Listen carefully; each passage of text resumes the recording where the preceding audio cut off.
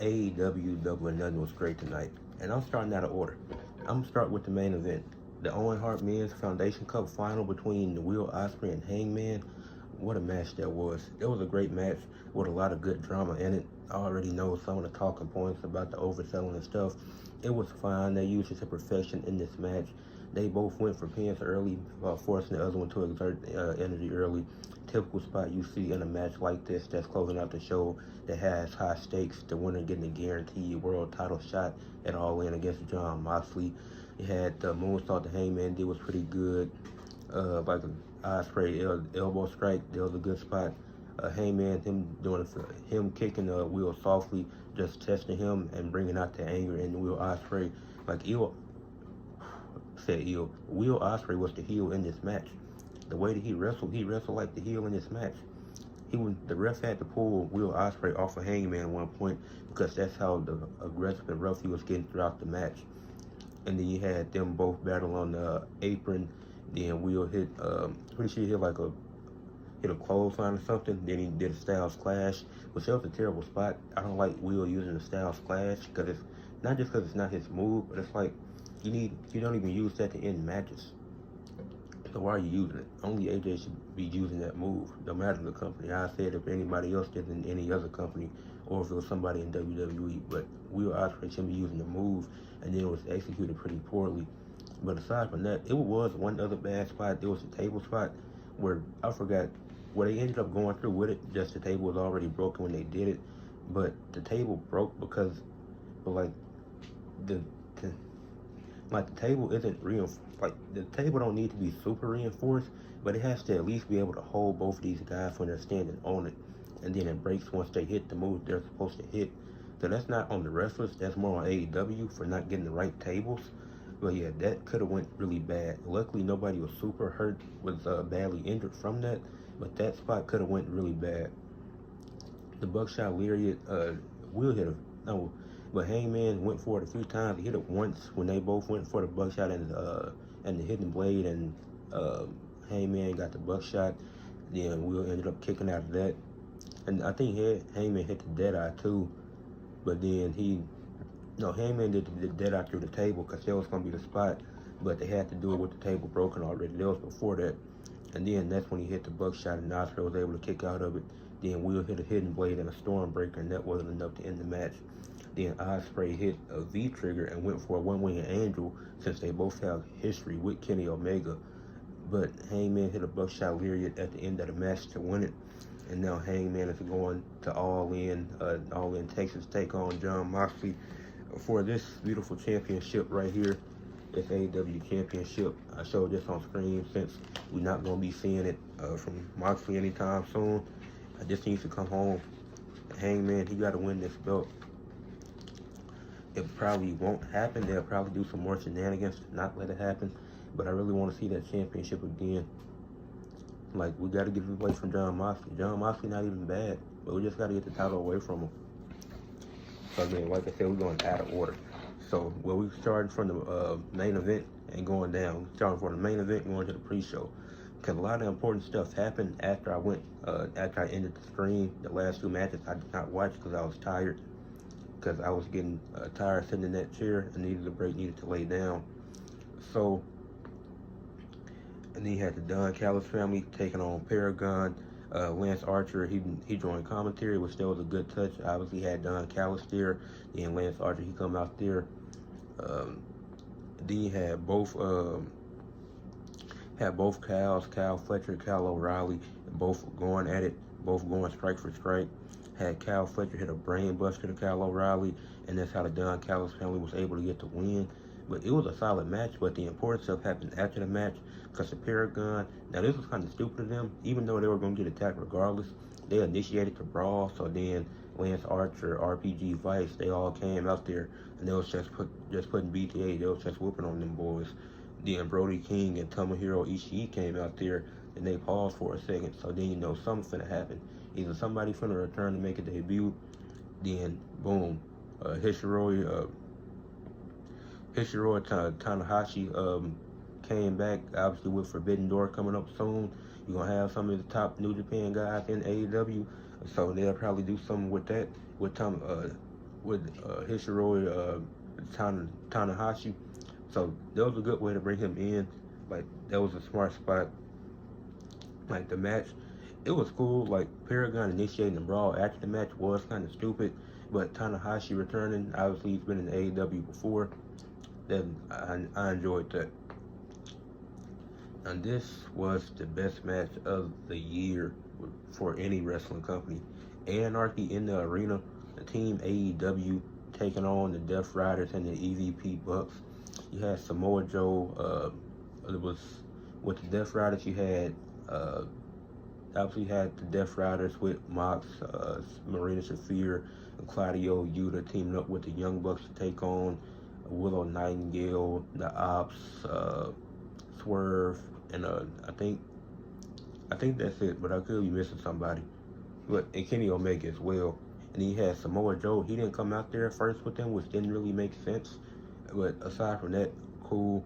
And then there was some really good spots in this match. You had Swerve was confused with Joe not coming out, and then he did attack Claudio in the crowd. You had music start playing quick into the match. Kenny and Willa Yuta, they spot was cool, where Hobbs ended up throwing Yuta into the security guards. Mox and Powerhouse Hobbs was the first guy to bleed with him going at it with Moxley. So somebody was drawing blood between those two. And then Hobbs, like, really throughout this match, he showed me why he can be a main eventer. Like, the first when they did the match with him and Moxley, I was like, he just lost the match. He was just lost the title match before that, so it's not really believable. Like, this match showed me, it proved me wrong. Like, he can be a champion. He can be a world champion.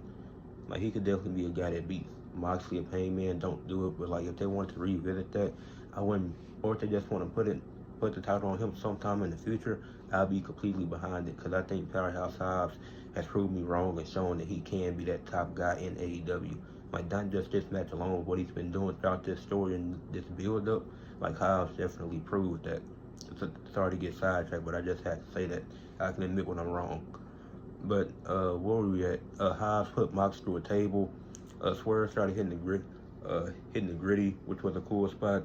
Willow did a power slam to Marina Shafir on a table. That black table looked too real. Like, some spots aren't necessary. Like, you had multiple thumbtack spots, like in the mouth and the face. You had staple spots. Claudio, he hit Hobbs with a chair and he no-sold it. He got hit twice. Nick Jackson and Swerve did 450 splashes at the same time. Like, I'm trying to look through my notes because it was a lot of good spots in this match, and there was a lot of good drama throughout the match. And the drama really picked up when Hook returned, and then he came out with a golf club, and he attacked, I forget who he attacked, but then Samoa Joe, he was pointing at him like this to come in the ring, and Hook just leaves. So it's like, okay, Hook is probably thinking y'all could have just pushed the match back so I could be there with y'all to become champions. But they just replaced him with Powerhouse Hobbs, which that'll probably be the promo that they lead into on Dynamite. I know some people might not like it, but I like this because Hook is a loner character anyways. Like, Hook being in a group, it don't, like, obviously it fits with the Ops, but it's because they have history with each other already. But Hook and his character, and he portrays like a loner character. Like, he's always going to be on his own because he likes to do things his way.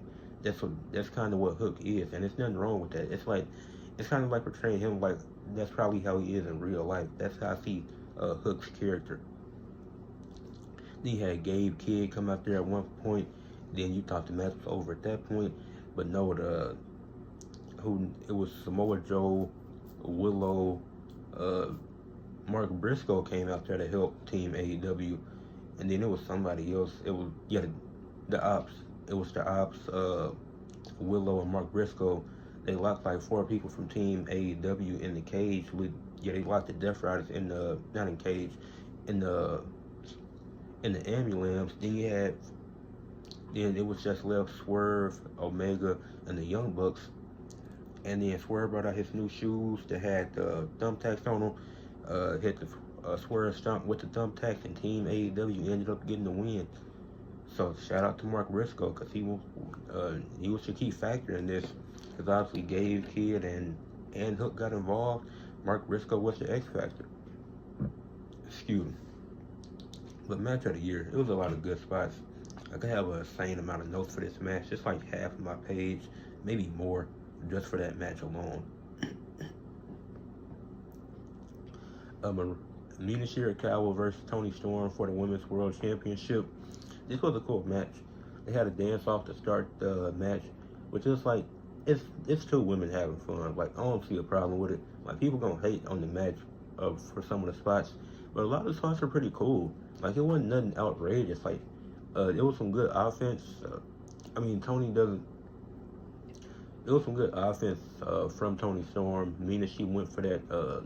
I forget the move, but it's like a leg lock she doing the ring post, and Tony didn't go for it this time, and she suffered that fate on Dynamite already.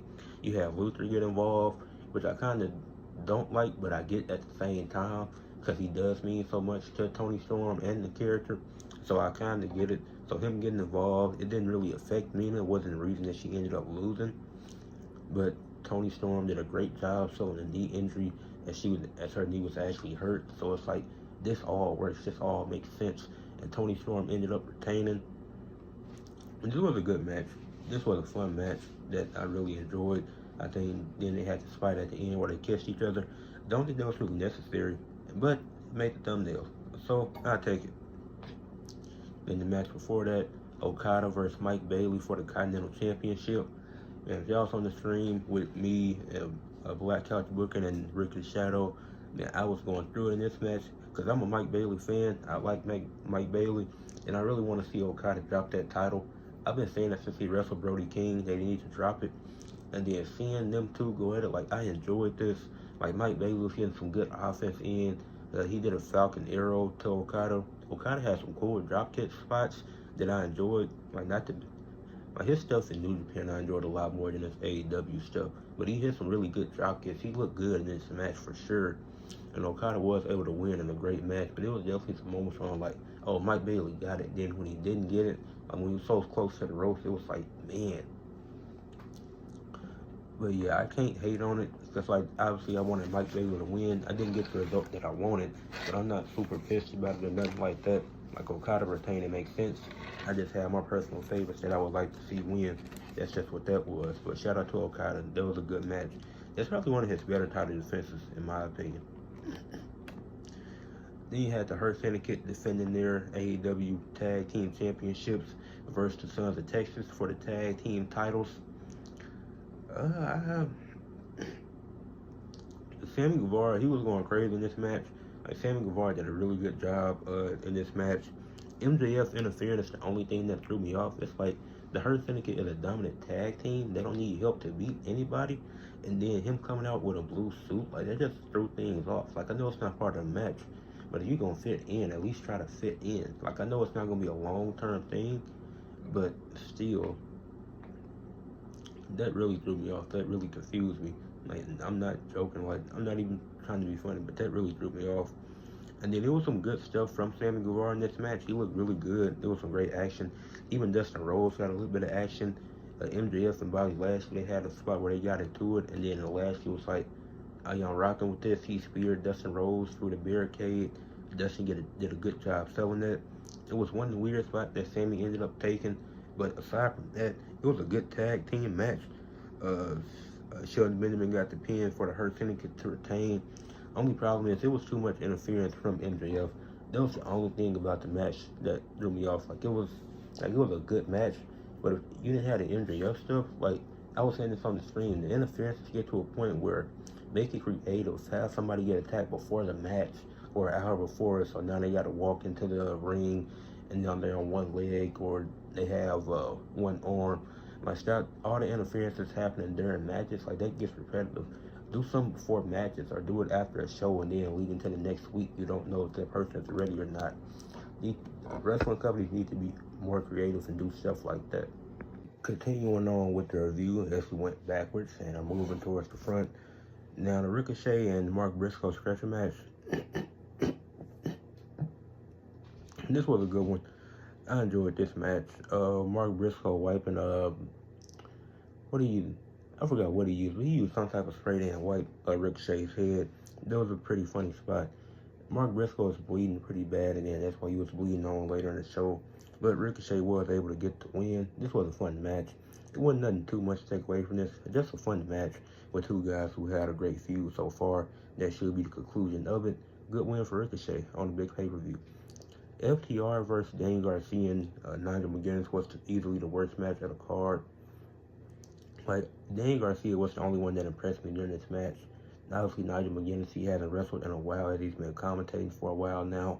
And FTR did get the win, as they should have, but Garcia passing out to a sharpshooter like it's 1997 is kind of random, and there wasn't no drama for them to even do that.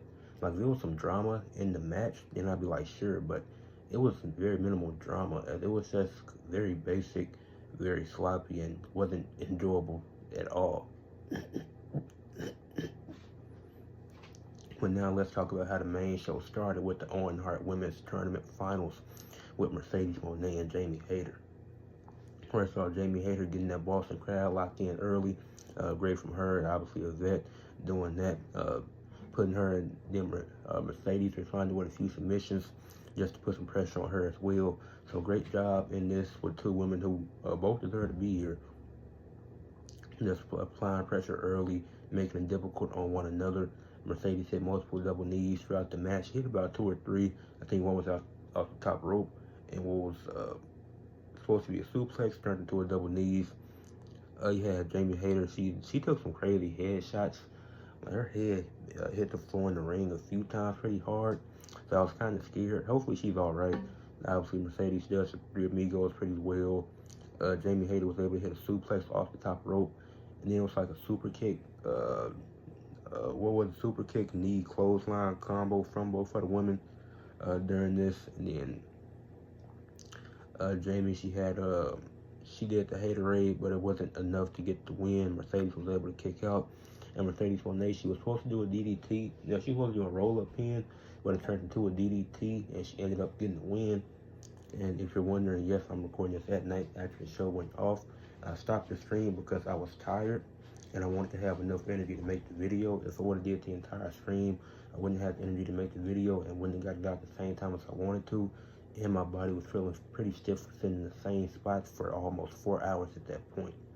So that's why I stopped the stream early. Usually I go the full night through, but I've been sick the past few days too. So I wanted to get off for at least a little bit, just enjoy the last 2 matches by myself so I can make the video and get it out in time. On the pre-show, Crew and RPG Vice Team never take on AR Fox, Commander, Hologram, and Bandito. This was a solid match. I mean, let's face it, it was a great match. For a kickoff show match, an 8-man tag team match that wasn't planned, or at least I didn't know they was planning this. I don't think many people did, but this was a really great match. This was a good way to lean into the show. There was some cool spots in this match. Bandito had some good stuff in here. He had quad 450s by Bandito and everybody on his team. That was one of the better spots in the match. Had Trent Beretta, he did some cool stuff. The Crew did a great job working like heels, not really trying to get involved. So I enjoyed that. But yeah, Team AR Fox ended up getting the win, which I'm fine with. But the match that guys started all Penelope Ford, Megan Bain versus Harley Cameron, Anna Jay. A fun way to get the pre-show started, get the show started for people that sat through the pre-show and the full show. And Ford, she tried to isolate Harley Cameron early, but she was the one that ended up being isolated. Then she got a taste of Anna Jay's ass, which was pretty funny. Ford, she was able to get some she got some good offense in this match. Anna Jay, Megan Bain, they were to back Anna Jay into the corner and really isolate her for a little bit. You had who was it? Harley Cameron. She did a 2-on-1 DDT. She was able to do that. She tried to go for a suplex. That didn't work out at first, so it ended with a DDT. And then Anna Jay, she got Megan Bain isolated on the outside and allowed Harley Cameron to hit her finishing move on Penelope Ford. And Anna Jay and Harley Cameron ended up getting the win in a good tag team match. Very enjoyable, very fun. You could tell they were having fun with it. So like I said, AEW Double or Nothing, great show. I give it an 8 out of 10.